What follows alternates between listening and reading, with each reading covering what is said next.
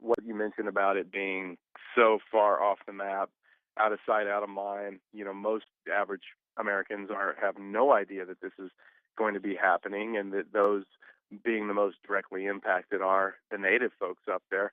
But this one, there is a wrinkle to it in that the Alaskan fishing industry, the iconic Alaskan fishing industry, is being directly impacted. But another thing that's not being reported is the fact that we've had huge flotillas of boats in protest of fishermen all across southeast Alaska now against the Navy exercises. In fact, today, as we speak, in Homer, Alaska, there's a major boat flotilla in protest, literally hundreds of boats.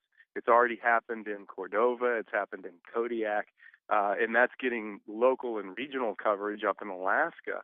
But you're not seeing any coverage of that across the broader U.S. media because, this is a country that glorifies its military and doesn't want to run any stories that are going to show people angry at it and protesting against it. But that's exactly what's happening. But once again, just like you said, out of sight, out of mind. And so it's not getting the reportage it deserves, and so most people are just unaware of it.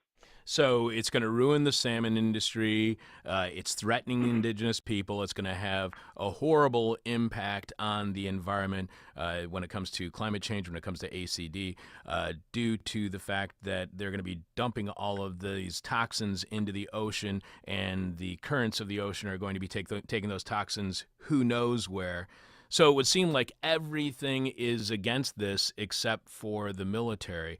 Why isn't the Alaskan government jumping on board on the side of the salmon industry? Why wouldn't you jump on board with the bottom line of your state? Why not jump on board to protect indigenous people? You would think that you would get some votes that way. Why not jump on board to embrace the environmental people? It would seem like this would be a very politically profitable thing to be against. That is, these war games that are going to happen in Alaska. So why isn't the Alaskan government representing all these concerns?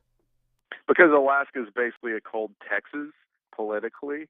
The state's all about military. There's massive military bases up there. They bring in a lot of money to the state. They produce a lot of jobs for the state. And then second to that, the state's all about resource extraction. So you're talking about oil and gas. Oil being the single biggest income for the state. I mean, I think that's where it gets something like between 80 and 90% of its entire state income is from oil revenues from mostly drilling up on the North Slope. And those two, oil and military go together.